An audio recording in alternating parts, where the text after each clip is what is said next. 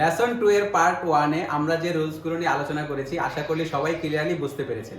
আজকে লেসন 2 এর পার্ট 2 নিয়ে আলোচনা করব। এখানে দেওয়া আছে 3 নম্বর পয়েন্টে সো দেশ অর্থ তাই।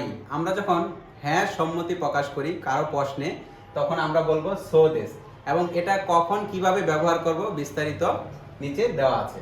এটা একটা প্রশ্ন, আমরা কিউ দিয়ে প্রশ্ন বুঝাবো এবং এ দিয়ে সেটার আনসার বুঝাবো। তো কিউতে প্রশ্ন দেওয়া আছে সোরেওয়া হোন দেশ কা, ওটা কি বই? উত্তরে হবে হাই হোন দেশ। তো আমরা এভাবেও বলতে পারি যে হাই হোন দেশ। এটা লেসন 1 এ আমরা শিখেছি যে হাই অথবা ইয়ে মানে না এবং হাই অর্থ হা, তো হাই হোন দেশ। আমরা এখানে যে সো দেশ শিখলাম, আবার এভাবেও বলতে পারি হাই সো দেশ, হ্যাঁ তাই। সো দেশ অর্থ তাই এবং হাই অর্থ আমরা শিখেছি ভোকাবুলারিতে যে হ্যাঁ, তো হ্যাঁ তাই। তো আমরা কোনো প্রশ্ন যদি ওইটাই হয় উত্তর, তাহলে আমরা বলতে পারি হাই সো দেশ। আবার আমরা যদি ওইটাকে না বলি তখন কিভাবে বলবো? কেউ একটা প্রশ্ন করলো যে এটা কি ওইটা, তখন ওইটা যদি ওইটা না হয়, উত্তরটা যদি নেগেটিভ হয়, তখন কিভাবে বলবো নিচে দেওয়া আছে। সেটা হলো সোরেওয়া জিশো দেশকা, ওটা কি ডিকশনারি? তখন উত্তরে হবে ইয়ে জিশো যা আরিমাসেন। যদি ওইটা ডিকশনারি না হয় তখন হবে ইয়ে জিশো যা আরিমাসেন, অথবা ইয়ে চিগাইমাস, না এটা নয়।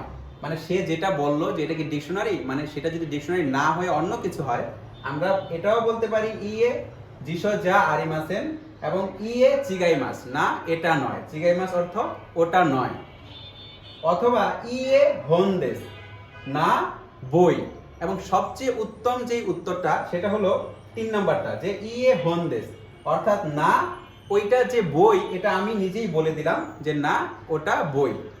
এখানে কিন্তু সোজা আরিমাসেন অর্থ না তা নয়, কিন্তু এটা না বলাই উত্তম। অর্থাৎ ওটা তা নয়, এটা জাপানিজরা একটু কম ব্যবহার করে, ওইভাবে বলে না।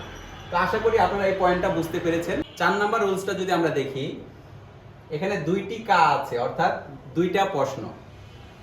একটি জিনিস নিয়ে কনফিউশন থাকলে, যখন আমরা একটা জিনিস নিয়ে কনফিউশন থাকি এটা কি এটা নাকি ওইটা, এটা কি 6 নাকি 9, এটা কি বই নাকি ডিকশনারি, আমরা একটু কনফিউশন, তখন এই গঠনটা ব্যবহার করা হবে।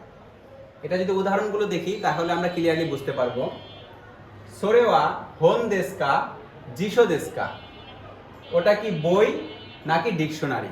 আপনি দূরে একটা জিনিস রাখা আছে, আপনার থেকে একটু দূরে, আপনি এটা বই না ডিকশনারি একটু কনফিউশন, তখন আপনি বলতে পারেন সোরেওয়া হোন দেশকা, এটা হলো একটা প্রশ্ন, এই একটা কা।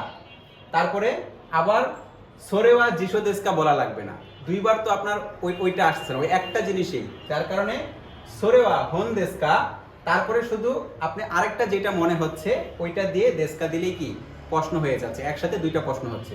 তো সোরেওয়া হোন দেশকা জিশো দেশকা অর্থ হলো ওটা কি বই নাকি ডিকশনারি। আমরা যদি আরেকটা উদাহরণ দেখি, আরেওয়া এন পিৎসু দেশকা বোরু পেন দেশকা, ওইটা কি পেন্সিল নাকি কলম?